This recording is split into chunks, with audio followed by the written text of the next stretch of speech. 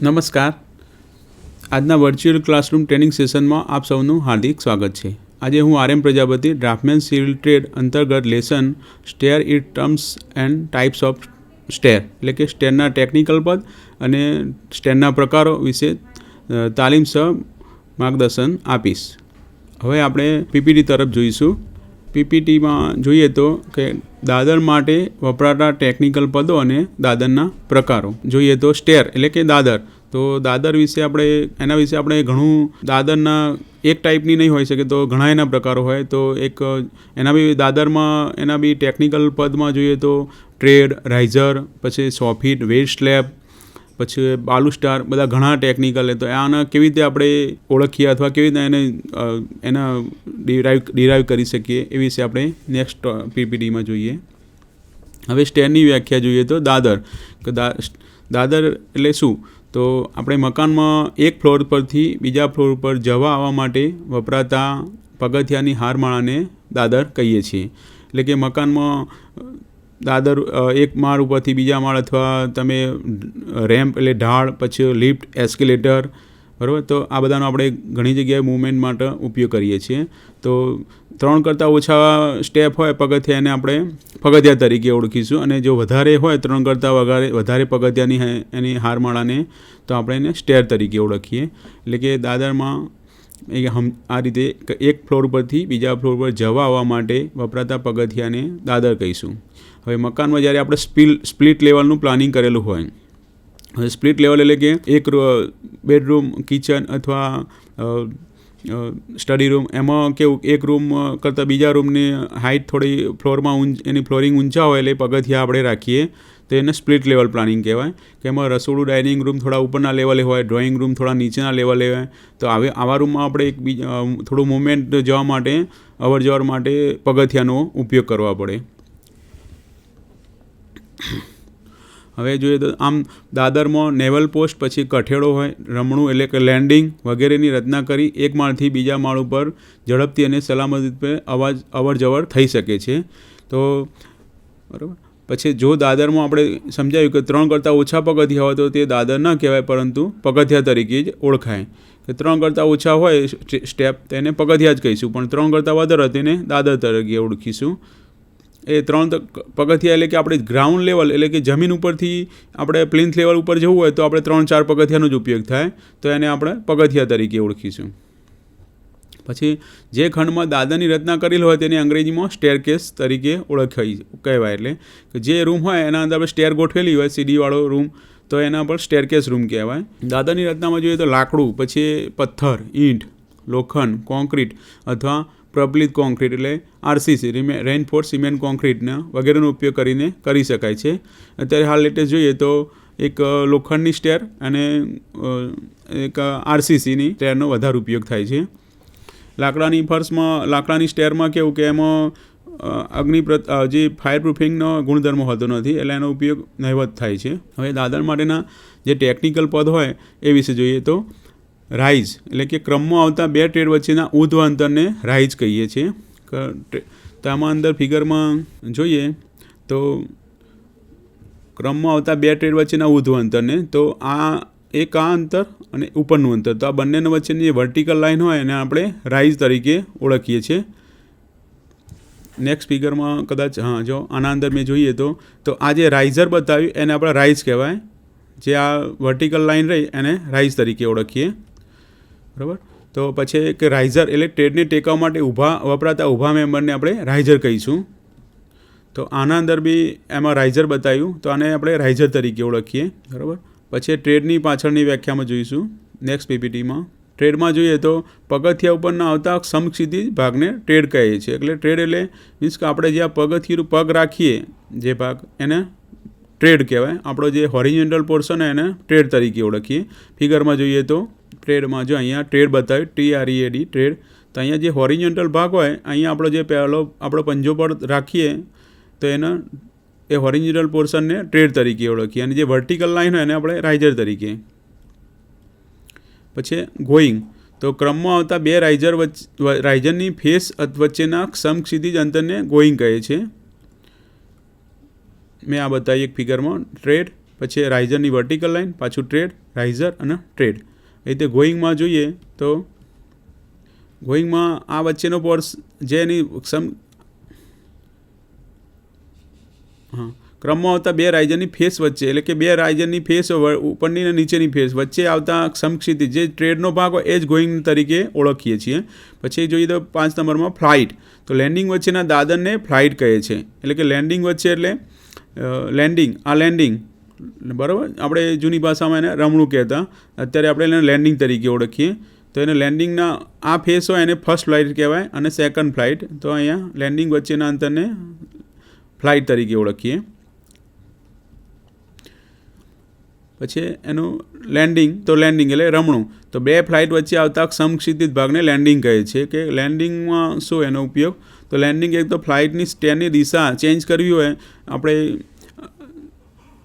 એને ટર્ન આપવું હોય તો લેન્ડિંગ રાખવું પડે તો જ સીડીનો ટર્ન આપી શકે, એટલે દિશા બદલી શકે. જો અને એમાં શું એક હાથે તમે બધા સ્ટેર રાખીશો તો એના કોઈ પણ ચડનારને થોડો થાક તો લાગવાનો, તો એને આરામ મળી રહે એના માટે આપણે લેન્ડિંગ ફરજિયાત રાખવું જોઈએ. લેન્ડિંગ કેવી રીતે જોઈએ તો આ ભાગ મેં બતાવ્યો અહીંયા.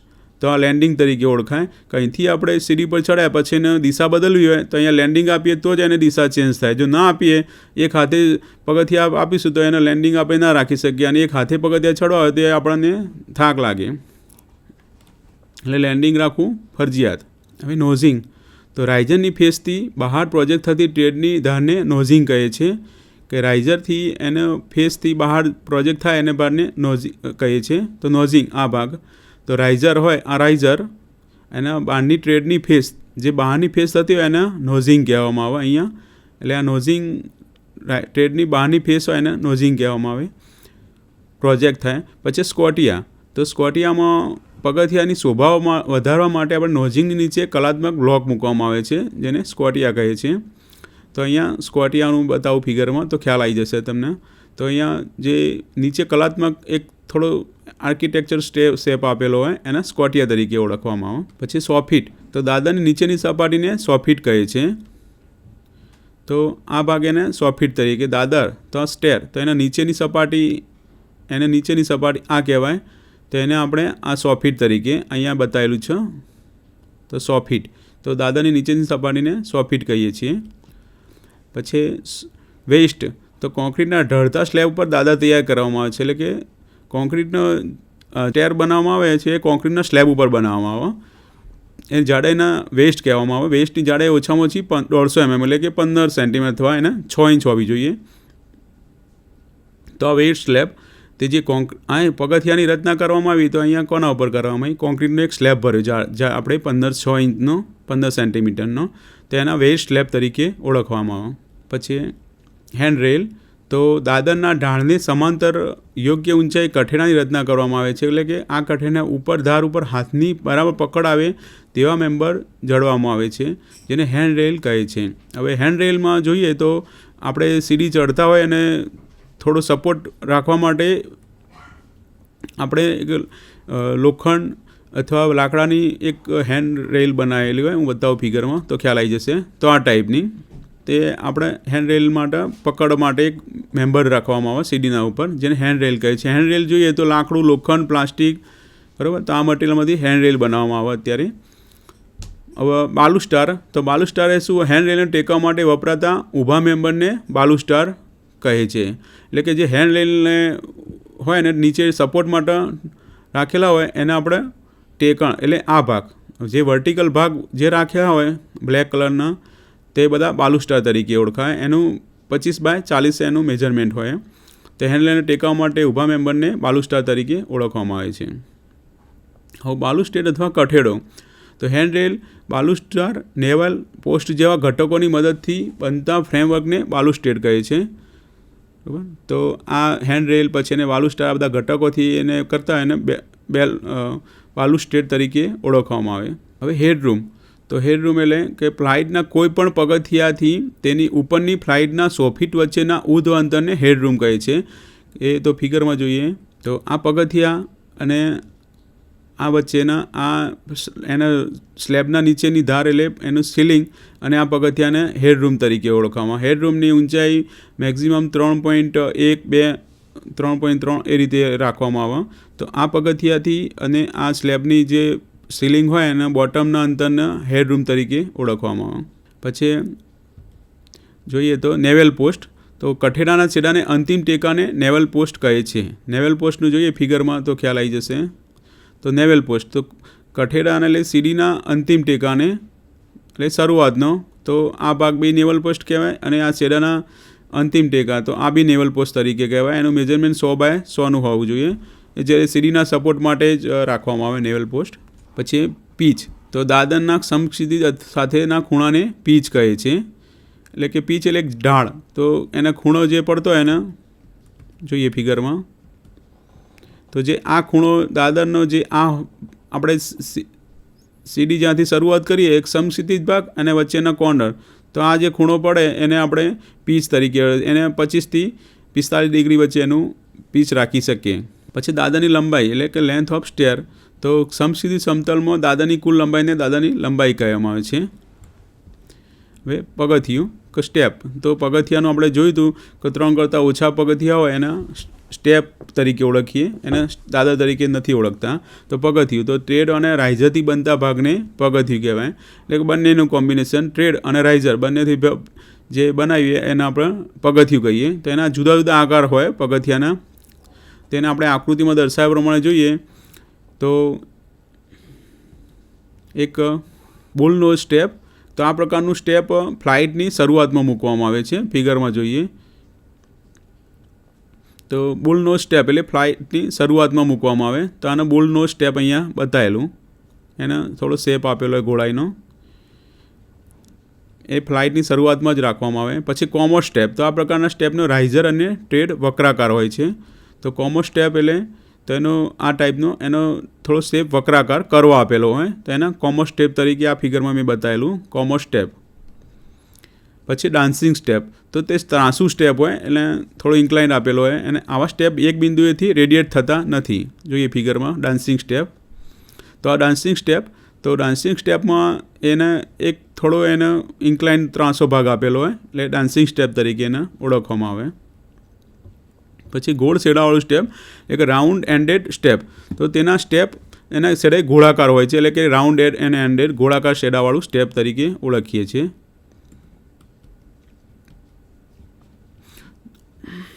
ડાન્સિંગ સ્ટેપ બરાબર. તો એમાં બરાબર તો એના છેડા ગોળાકારનો ભાગ હોય એને ગોળાવાળું સ્ટેપ કહેવામાં આવે. પછી વાઇન્ડર્સ. તો એમાં ફ્લાઇટની દિશા બદલવા માટે વપરાતા સ્ટેપને વાઇન્ડર્સ કહે છે. કે એને ફ્લાઇટની દિશા બદલવી હોય એને થોડું અમુક જગ્યાએ લેન્ડિંગથી એના થોડા સ્ટેપ વાળવા હોય તો એની જગ્યાએ વાઇન્ડર્સ રાખવા પડે, તો એની દિશા ચેન્જ થાય. વાઇન્ડર્સથી એટલે એક બિંદુએથી રેડિયેટ થાય છે, એમાં નીચેના ભાગમાં રાખવા જોઈએ. તો વાઇન્ડર્સ જોઈએ. પછી એના ગેરફાયદા જોઈએ કે વાઇન્ડર રાખવાથી શું ગેરફાયદા થાય. તો વાઇન્ડર્સ ક્યાં હોય? તો વાઇન્ડર્સ અહીંયા હોય આ ટાઈપના. જ્યાં લેન્ડિંગ રાખવામાં આવે ત્યાં દિશા થોડી ચેન્જ કરવી હોય તો 1-2 પગથિયાના રીતે ત્રાંસા વાઇન્ડર્સ રાખવા પડે. એક આ વાઇન્ડર્સની થોડી દિશા ચેન્જ કરવી હોય તો અહીંયા થોડું ત્રાંસા પગથિયા આ ફિગરમાં બતાવ્યા, એને એક 3Dની ફિગર. તો આના થોડા ત્રાંસા પગથિયા કરીશું તો અહીંયા એનો સ્ટેન્ડ આપણે વાળી શકીએ. એટલે આ ટાઈપના પગથિયાની મૂવમેન્ટ કરવી પડે એની બાંધકામમાં કન્સ્ટ્રક્શન. પછી એના ગેરફાયદા શું? વાઇન્ડર રાખવાથી એના ગેરફાયદા શું થાય? તો વાઇન્ડરથી જોઈએ તો પગથિયા ત્રાંસા હોવાથી ઉપર ચડનારને પડી જવાનો ભય રહે. એના પગથિયાની પહોળાઈ એક હરખી ના હોય એટલે તમારો પગ એક જગ્યાએ એની પહોળાઈ થોડી શોર્ટ હોય, એક જગ્યાએ પહોળાઈ વધારે, એક જગ્યાએ કોર્નરમાં ઓછી હોય, તો તમારું જે પંજાનો હોય ગમે ત્યાં જગ્યાએ થોડો પગ આગો પાછો રહે તો તમને પડી જવાનો બીક રહે. અત્યારે જો કોઈ પણ રોડ ઉપરના શોપિંગ સેન્ટર હશે અને સીડી હશે ને તો ગોળાકારમાં એને હશે તો એના વાઇન્ડર્સ ટાઈપના સ્ટેરની સીડી હશે જે ફેબ્રિકેટેડ બનાવેલી છે લોખંડની. પછી જાહેર મકાનો માટે અનુકૂળ નથી. જાહેર મકાનો માટે એટલે હોસ્પિટલ, સ્કૂલ, કોલેજ હોય બરાબર, પછી રેલવે પ્લેટફોર્મ આવી જગ્યાએ અનુકૂળ નથી. એવી જગ્યાએ બહુ માણસોનો ઘસારો રહેતો હોય તો એ પડી જવાની બહુ સંભાવના રહેતી હોય, એટલે આવી જગ્યાએ વાઇન્ડર્સનો ઉપયોગ ના કરી શકાય. પછી પગથિયા ઉપર કાર્પેટ બિછાવવાનું મુશ્કેલ છે. એટલે આ પગથિયા હોય જે વાઇન્ડર્સ ત્રાંસા પગથિયા, એના પર કાર્પેટ જે રાખવાનો આપણે રૂમની શોભા માટે એકદમ એટ્રેક્ટિવ દેખાય એના માટે કાર્પેટ પાથરતા હોય, તો એ શક્ય નથી આના ઉપર. એવી રીતે સીડી ઉપર બી હોય બધા પાથરવાનું હોય, જે સીડીને એકદમ પગથિયા સારા દેખાય એના માટે કાર્પેટ પાથરતા હોય છે, પણ અત્યારે આના ઉપર વાઇન્ડર્સ ઉપર આપણે શક્ય નથી. પછી આવા પગથિયા બનાવવાનો ખર્ચ વધારે આવે. હવે એના ત્રાંસા પગથિયા કરવા એટલે એના માટેનું સ્પેશિયલ એવું મોલ્ડ લાવવું પડે. કઈ જગ્યાએ પહોળાઈ ઓછી એવું તો એના સ્પેશિયલ મોલ્ડ, પછી એના કારીગરને થોડી એના સ્પેશિયાલિટી હોવી જોઈએ, તો એનો ખર્ચ બી વધી જાય વાઇન્ડર્સ રાખવાથી. હવે જોઈએ તો આદર્શ દાદરની જરૂરિયાત અને આઈડિયલ સ્ટેર, એટલે સારી સ્ટેર કોને કહેવાય, તો એના વિશે જોઈએ તો ટ્રેડ અને રાઇઝર. તો દાદર ઉપર ચઢવાનું કે ઉતરવાનું સરળ રહે તે માટે ટ્રેડ અને રાઇઝરના માપ યોગ્ય પ્રમાણમાં રાખવા જોઈએ. કે એના માપ જેના ફિક્સ આપેલા હોય કે કેટલું રાઇઝરનું માપ રાખવું, કેટલું ટ્રેડ, મન ફાવે એમ રાખીશું તો એ આપણે સરળતાથી ચડી ઉતરી ના શકીએ, અને ગમે ત્યારે એને એની રૂમની સાઇઝ પ્રમાણે ગોઠવા જઈશું. રૂમ નાનો તો સ્ટેર થોડી એની ઢાળ થોડો ઊંચો કરી દઈશું તો એને આપણે પગ બી થાક લાગી જશે અને એને પડી જવાના બી સંભાવના રહે. એટલે એના ફિક્સ માપ આપેલા એ પ્રમાણે જ ઉપયોગ કરવો જોઈએ. નીચે આપણે તો રાઇઝર અને ટ્રેડ વચ્ચે નીચે સંબંધ જાળવો જોઈએ. એના કેવા માપ રાખવા જોઈએ, એના બિલ્ડિંગ બાયલોજ પ્રમાણે શું એનું મેઝરમેન્ટ હોવું જોઈએ. તો રહેઠાણના મકાનો માટેના દાદરમાં જોઈએ તો ટ્રેડ અને રાઇઝર, તો રહેઠાણ એટલે રહેણાંક લાયક હોય રેસિડેન્શિયલ બિલ્ડિંગ માટે તો 25/16, એટલે કે એનું ટ્રેડનું માપ 25 સેન્ટીમીટર, જે આપણે હોરિઝોન્ટલ ભાગ હોય, જે આપણો પંજો પગ રાખીએ એના 25 સેન્ટીમીટર, અને 16 સેન્ટીમીટર એટલે કે એની હાઇટ, જે પગથિયાની ઊંચાઈ, જે ટપ્પો કહેતા હોય, તો એની રાઇઝરની હાઇટ 16 સેન્ટીમીટર રાખવી જોઈએ. પછી જાહેર મકાનો માટે, તો જાહેર મકાનો એટલે હોસ્પિટલ, બરાબર, પબ્લિક રિલેટેડ બિલ્ડિંગ હોય, તો એની જગ્યાએ ટ્રેડ અને રાઇઝર 25/15 રાખવા જોઈએ. એટલે કે ટ્રેડની માપ 25 સેન્ટીમીટર અને રાઇઝરનું માપ 15 સેન્ટીમીટર, અથવા તો 30 સેન્ટીમીટર અથવા 13 સેન્ટીમીટર, એટલે કે 30 સેન્ટીમીટર ટ્રેડનું માપ અને 13 સેન્ટીમીટર રાઇઝરનું માપ સુધીના આપણે રાખવું જોઈએ. હવે એમાં થોડોક જોઈ લઈએ તો ટ્રેડ અને રાઇઝરના સંબંધ માટે નીચે સંબંધ જાળવો જોઈએ. એટલે કે ટ્રેડના સેન્ટીમીટર માપ અને રાઇઝરના બી સેન્ટીમીટર, તો બંનેનું કોમ્બિનેશન બતાવ્યું કે trade centimetre plus riser 2 riser centimetre, એટલે કે ટ્રેડ તમે 30 સેન્ટીમીટર રાખો તો બંને રાઇઝર 15-15ના, તો 15 × 30, એટલે એ રીતે સાઇડ બતાવ્યા. પછી ટ્રેડના સેન્ટીમીટર ગુણ્યા રાઇઝર સેન્ટીમીટર, તો તમે 25ના ટ્રેડ લીધા અને ગુણ્યા રાઇઝરનું માપ 15, તો બંનેના કોમ્બિનેશન એટલે 15-17 અથવા 25-30, તો બંનેના ગુણાકાર તો 400-410 થવું જોઈએ. પછી trade centimetre plus riser centimetre, તો એ રીતે 40-50 હોવું જોઈએ. હવે રાઇઝરનું જોઈએ તો ફિક્સમાં રાઇઝર 14 સેન્ટીમીટર અને ટ્રેડ 30 સેન્ટીમીટર લેવા જોઈએ. આ ટાઈપના સ્ટેર બનાવવાથી એકદમ પરફેક્ટ સ્ટેર થાય એવું કહેવું, એટલા માટે ફિક્સ આપેલું કે 14 સેન્ટીમીટર રાઇઝર રાખવું અને 30 સેન્ટીમીટર ટ્રેડનું માપ રાખવું જોઈએ. જો તમે વધારે હાઇટ રાખીએ છો અને રાઇઝરની આપણે વધારે હાઇટ રાખવા જઈશું તો એના પ્રમાણે આપણા પગ થોડા ઉપર રાખવા પડે, એટલે આપણા પગમાં થાક વધારે લાગશે. અને ટ્રેડ 30 સેન્ટીમીટર એ બરાબર, અને પછી ઓછા રાખીશું ટ્રેડની પહોળાઈ, જે જગ્યાના બચાવ માટે. જેમ આપણે જગ્યાની પહોળાઈ વધારે રાખીશું ટ્રેડની, એટલે કે એની જે લિમિટ પ્રમાણે, તો ટ્રેડની સામાન્ય રૂમની લેન્થ વધશે એના સ્ટેરકેસની લંબાઈ પ્રમાણે. અને સ્ટેર ઓછી રાખીશું તો આપણો પગ જગ્યા ખૂટશે, એટલે પડી જવાની સંભાવના રહે. એટલે એના ફિક્સ માપ 14 સેન્ટીમીટર અને 30 સેન્ટીમીટર લેવા જોઈએ. હવે રહેઠાણના મકાનો માટેના દાદરમાં ટ્રેડ અને રાઇઝર 25/16 સેન્ટીમીટર રાખવા જોઈએ, એ આપણે આગળ જોયું. પણ જ્યારે જાહેર મકાનો માટે ટ્રેડ અને રાઇઝર 25/15 થી 30/13 રાખવા જોઈએ. હવે એની પહોળાઈ, તો જાહેર મકાનોના દાદર માટે અને ઓછામાં ઓછી 1.8 સેન્ટીમીટરની હોવી જોઈએ. એટલે પબ્લિક રિલેટેડ બિલ્ડિંગ હોય, જો વધારો પબ્લિકનો ઘસારો રહેતો હોય તો એની પહોળાઈ વધારે રાખવી. જો ઓછી પહોળાઈ હોય તો ધક્કામાં ગમે તે પડી જવાની સંભાવના, એટલે પહોળાઈ સીડીની વધારે હોવી જોઈએ, એને 1 મીટર હોવી જોઈએ. અને રહેઠાણના મકાનો માટે 0.90 મીટરની રાખવી જોઈએ. જે આપણે ઘરમાં બનાવીએ સીડી, એની પહોળાઈ 0.90 મીટરની હોવી જોઈએ. દાદરની પહોળાઈ એટલે કે એવી હોવી જોઈએ કે જેથી બે વ્યક્તિ સરળતાથી પસાર થઈ શકે, તેમજ ફર્નિચર ઉપર નીચે લઈ શકે, એટલે કે 2 વ્યક્તિ આરામથી ચડી શકે અને ફર્નિચર ઉપર નીચે કરવું હોય તો બી આરામથી લઈ જઈ શકાય, એ રીતની એની પહોળાઈ હોવી જોઈએ. પછી એનો દાદરનો ઢાળ, તો દાદરનો ઢાળ એટલે કે એનું પીચ ઓફ સ્ટેર, તો દાદર સમસ્થિતિ સાથેનો ઢાળ 30 થી 45 ડિગ્રી હોવો જોઈએ. આપણે જોયું હતું કે દાદરનો સ્ટેર સાથેનો ઢાળ, તો દાદરનો જે ઢાળ રાખવાનો એ 30 ડિગ્રીથી 45 ડિગ્રી અથવા 25 ડિગ્રીથી 45 ડિગ્રી રાખી શકીએ.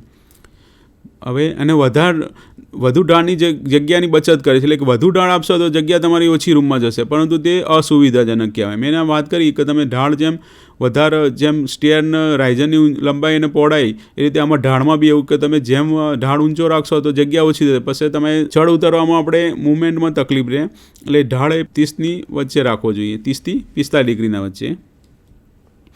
હવે 30 કરતાં ઓછો ઢાળ આપણે આરામદાયક અને અસુવિધાજનક છે, પરંતુ જગ્યા વધારે રોકે છે.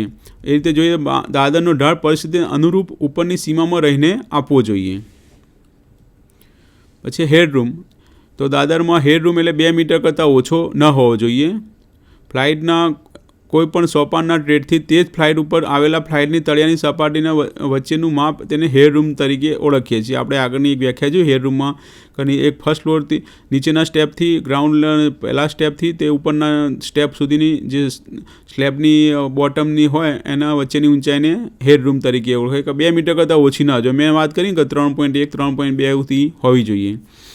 પછી ફ્લાઇટ, તો ફ્લાઇટમાં વધુમાં વધુ એક ફ્લાઇટમાં 12 સ્ટેપ અને ઓછામાં ઓછા 3 સ્ટેપ હોવા જોઈએ. ફ્લાઇટનું આપણે જોયું આગળ એક ફિગરમાં, તો પહેલી ફ્લાઇટમાં 12 વધુમાં વધુ 12 સ્ટેપ હોવા જોઈએ, તો 13-14 ના હોવા જોઈએ, એટલે એને 12 થી 11-12 હોય સ્ટેપ, એ મિનિમમ સ્ટેપ હોવા જોઈએ. પછી અને ઓછા 3 કરતાં હોવા ના જોઈએ. બરાબર. તો આ એનો પીચ મેં વાત કરી, તો દાદરનો ઢાળનો આ પીચ બતાવેલો અને એની હાઇટ બતાવેલી હેડરૂમની. હવે એક જ ફ્લાઇટમાં વધુ પગથિયાં મૂકવાથી દાદરને વાપરનાર વ્યક્તિ માટે તે અસુવિધાજનક બને છે, એટલે કે વધારે પગથિયાં રાખે તો એ અસુવિધાજનક કહેવાય. જેથી વધુમાં વધુ 12 સોપાન પછી રમણું લેન્ડિંગ મૂકવું જોઈએ, એટલે કે 12 પગથિયાં પછી આ ટાઈપનું લેન્ડિંગ મૂકવું જોઈએ. તો 12 પગથિયાં થઈ જાય એના પછી આ ટાઈપનું લેન્ડિંગ રાખવું જોઈએ. પછી માલ સામગ્રી મટીરિયલ, તો દાદર કેવા મટીરિયલમાંથી બનાવવી જોઈએ, બરાબર. તો એના વિશે જોઈએ તો દાદરની રચના માટે અગ્નિ પ્રતિરોધક એટલે ફાયર પ્રૂફિંગ મટીરિયલ ગુણધર્મ ધરાવતી હોવી જોઈએ, કે જેથી આગ લાગે તો બી એને કંઈ પ્રોબ્લેમ ના થવું જોઈએ. જો લાકડાની સ્ટેર હશે તો એને પ્રોબ્લેમ રહેશે, એટલે આગ પ્રતિરોધક હોવી જોઈએ. પછી એને સારી ગુણવત્તાવાળું મટીરિયલ વાપરવું જોઈએ, જેથી દાદર મજબૂત અને ટકાઉ બને. એનું મટીરિયલ બી સારું હોવું જોઈએ, મજબૂત, કે જે ટકાઉ રહે. તો એનું મટીરિયલમાં જોઈએ દાદરમાં, તો અત્યારે આરસીસીની સ્ટેર બહુ સારું એવું એનું રિઝલ્ટ, બરાબર. તો એ મજબૂત અને ટકાઉ. હવે હેન્ડરેલ, તો દાદરની ઓછામાં ઓછી એક ધારે હેન્ડરેલ મૂકવી જોઈએ, જે આપણે મોટી ઉંમરના માણસોને કોઈ ચડવા ઉતરવામાં તકલીફ રહેતી હોય તો એના સપોર્ટથી ઉપર ચડી શકે, એના માટે હેન્ડરેલ હોવી જોઈએ. પહોળાઈ એટલે દાદરના બંને ધારે હેન્ડરેલ, કોઈ જગ્યાએ સીડી બહુ પહોળાઈ વધારે હોય તો એની બંને જાય, લેફ્ટ અને રાઈટ બંને સાઈડે એને હેન્ડરેલ મૂકવી જોઈએ. પછી જાહેર મકાનો વપરાતા ખૂબ પહોળા દાદરમાં વચ્ચે પણ હેન્ડરેલ મૂકવી જોઈએ. કોઈ જગ્યાએ બહુ પહોળાઈ વધારે હોય સીડીની એની પહોળાઈ સ્ટેરની, તો વચ્ચે બી એને સપોર્ટ આપવો જોઈએ, બરાબર. તો એ રીતે વચ્ચે બી હેન્ડરેલ મૂકવી જોઈએ, જેથી ચડવા ઉતરવામાં તકલીફ ના રહે. અને રાઇઝરની હેન્ડરેલથી ઊંચાઈ તો 80 સેન્ટીમીટર જેટલી હોવી જોઈએ. તો હેન્ડરેલની ઊંચાઈ એ આપણે એક ફિગરમાં જોઈએ એટલે ખ્યાલ આવશે. તો આ રીતે, તો આની હેન્ડરેલની ઊંચાઈ, આ હેન્ડરેલ જ્યાંથી આપણે હેન્ડરેલ રાખીએ એની ઊંચાઈ 80 સેન્ટીમીટર હોવી જોઈએ. હવે દાદરનું સ્થાન, તો એટલે લોકેશન ઓફ સ્ટેર, કે દાદરનું સ્થાન ક્યાં હોવું જોઈએ. તો રહેઠાણના મકાનો, કે રહેણાંક લાયક હોય રેસિડેન્શિયલ બિલ્ડિંગમાં દાદર મકાનના મધ્ય ભાગમાં, અને જાહેર મકાન દાદરમાં મુખ્ય દરવાજા પાસે મૂકવો જોઈએ. એટલે રેસિડેન્શિયલમાં મધ્ય ભાગમાં અને જાહેર મકાનોમાં મુખ્ય મેન ગેટ હોય એન્ટ્રી એના પાસે જ રાખવો જોઈએ. પછી દાદરનું સ્થાન એવું હોવું જોઈએ કે જેથી તે હવા ઉજાસવાળો રહે. આપણે અંધારું ના હોવું જોઈએ સ્ટેર જગ્યાએ ચડવામાં, અથવા લાઇટની કોઈ સગવડ ના હોય તો એ આપણે પડી જવાનો સંભાવના, એટલે હવા ઉજાસ રહેતી એવી જગ્યાએ જ દાદરનું સ્થાન રાખવું જોઈએ. હવે વાઇન્ડર્સ, તો વાઇન્ડર્સ બી આપણે એક વ્યાખ્યા જોઈએ આગળ ફરીથી જોઈએ તો દાદરમાં વાઇન્ડર્સ એટલે શક્ય હોય ત્યાં સુધી ન જ મૂકવા જોઈએ. જરૂર હોય સ્ટેરની કોઈ જગ્યાની પ્રોબ્લેમ, થોડો વળાંક આપવો પડે તો જ સ્ટેર એનો વાઇન્ડર્સ રાખવા જોઈએ. જો વાઇન્ડર્સ જરૂરી હોય તો ફ્લાઇટના નીચેના ભાગમાં જ મૂકવા જોઈએ. એટલે ફ્લાઇટ શરૂ થાય એ વખતે થોડો ટર્ન મારવાનો હોય તો નીચેના ભાગમાં રાખીએ તો કદાચ કોઈ પડે તો નીચે બહુ ઊંચાઈથી પડવાનું ના થાય. પણ જો તમે ઉપરના 10મા 12મા સ્ટેપમાં ક્યાંક વાઇન્ડર મેલ્યા અને ઉપરથી ક્યાં પગ નમે તો બહુ નીચે પડી જવાની સંભાવના રહે, એટલે નીચેના જગ્યાએ જ વાઇન્ડર્સનો ઉપયોગ કરવો જોઈએ. હવે પગથિયાની ગોઠવણીના આધારે દાદરના પ્રકારો. તો ટાઈપ્સ ઓફ સ્ટેર. પહેલાં આપણે જોઈએ દાદરના ટેકનિકલ પદો જોઈએ. હવે એના ટાઈપ્સ ઓફ સ્ટેર એટલે દાદરના કેટલા પ્રકાર હોઈ શકે, બરાબર. તો આપણે એક જ સમજતા છું કે સીધો દાદરને કદાચ એલ ટાઈપનો સ્ટેર, પણ દાદરના ઘણા બીજા પ્રકાર હોઈ શકે. તો જોઈએ એક સ્ટેર એટલે સીધો દાદર, પછી ડોગ લેગડ સ્ટેર, ક્વાર્ટર ટર્ન દાદર, બાયફર્કેટેડ સ્ટેર, 3 ક્વાર્ટર ટર્ન દાદર, પછી ઓપન નેવલ દાદર, સ્પાઇરલ વર્તુળાકાર દાદર અને જીઓમેટ્રિકલ સ્ટેર એટલે કે ભૌમિતિકાકાર દાદર. બરાબર. હવે આપણે દાદર ટાઈપ્સ ઓફ સ્ટેરમાં જોયું તો સીધો દાદર.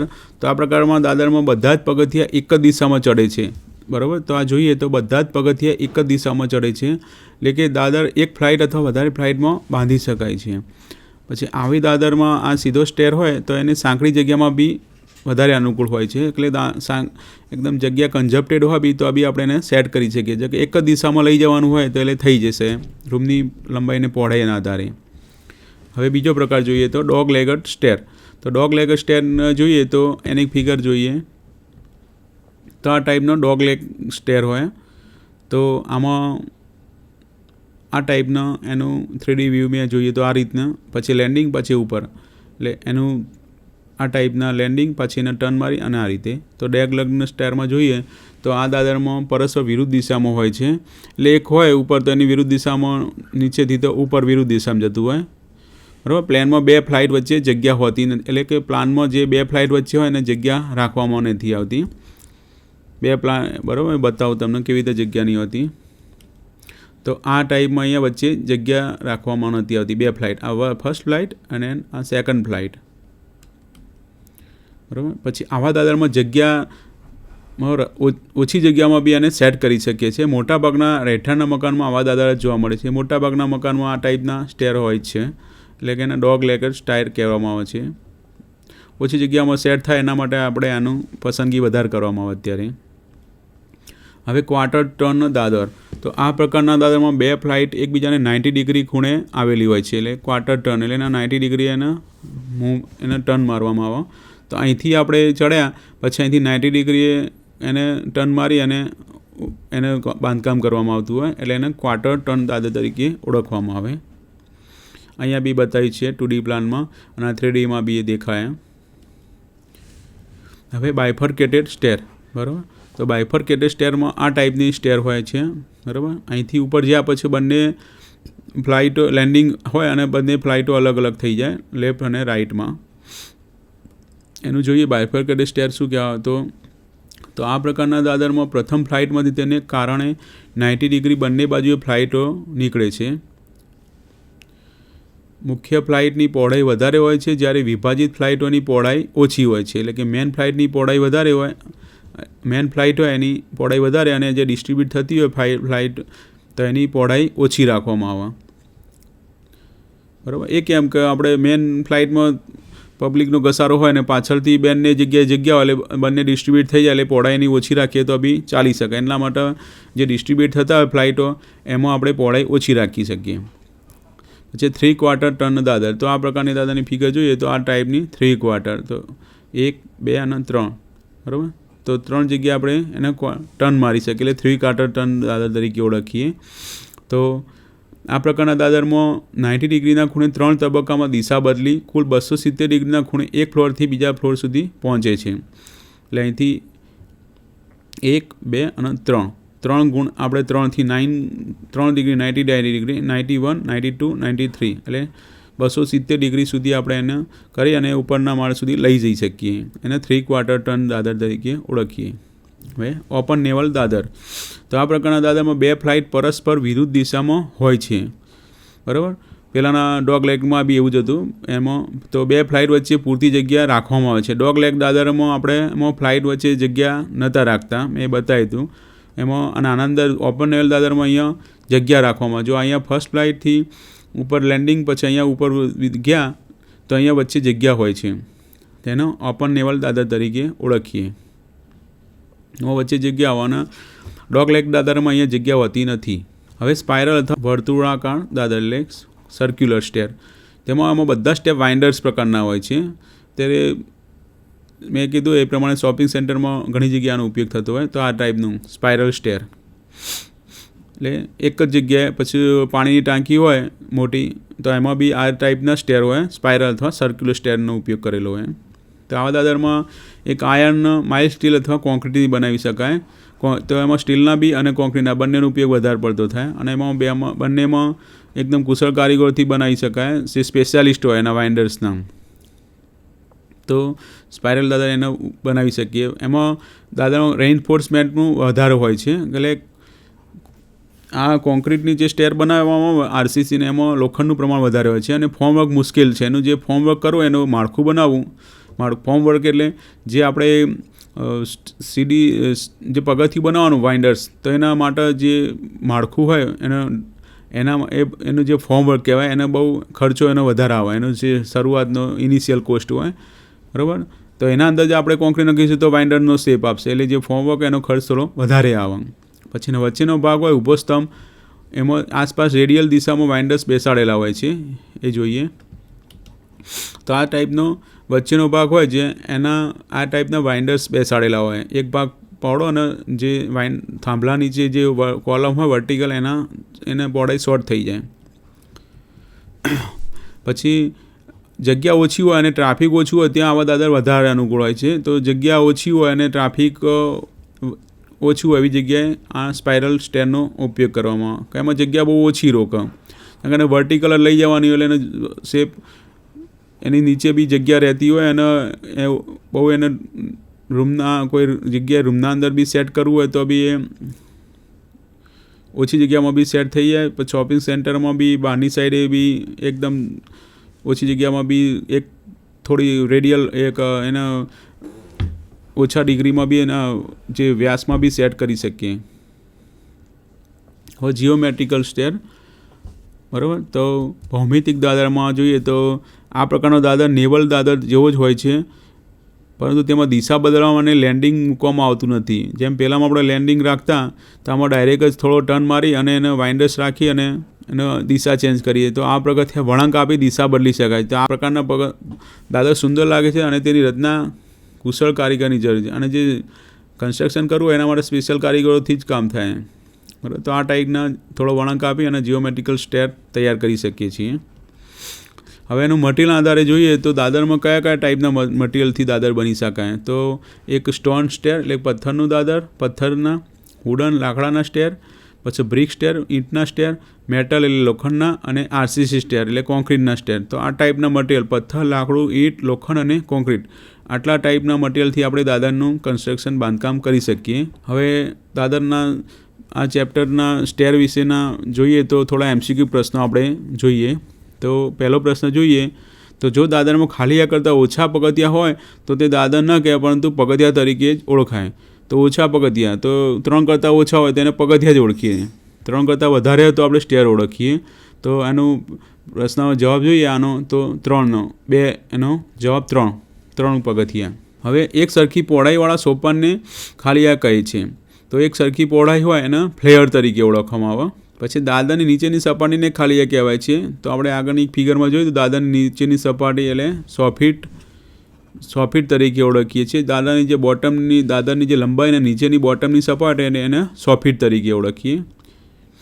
એકવાર ફિગરમાં બતાવી દઉં, બરાબર. તો આ દાદરની નીચેની સપાટી હોય એને 100 ફીટ તરીકે ઓળખવામાં આવે, બરાબર. તો એનો જવાબ 100 ફીટ. પછી રમણાની લેન્ડિંગ પહોળાઈ દાદરની પહોળાઈ જેટલી જ હોય છે, કે જે લેન્ડિંગની પહોળાઈ રાખીએ એ જ આપણે એની સ્ટેરની પહોળાઈ બંનેની સેમ હોય. તો એનો જવાબ હા આવે. લેન્ડિંગની પહોળાઈ અને દાદરની પહોળાઈ બંને સરખી જ રાખવામાં આવે છે. તો જવાબ હા. પછી મકાનમાં જો દાદર ખાલી ગોઠવેલો હોવો જોઈએ, તો પાછળના ભાગે આગળ, મધ્યમાં કે સેન્ટરમાં. તો આપણે એમાં જોયું આગળના ચેપ્ટર વિશેમાં દાદરમાં વિશે જ. તો મકાનનું સ્થાન તો એના અંદર હતું જ કે મકાનમાં દાદર મધ્યના ભાગમાં સેન્ટરમાં હોવો જોઈએ રેસિડેન્શિયલ મકાનમાં. પછી રહેઠાણના મકાન માટે દાદરની પહોળાઈ ખાલી મીટરની રાખવી જોઈએ. કે જે રેસિડેન્શિયલ હોય એમાં મકાનની 0.90થી 1 મીટર કીધી હતી.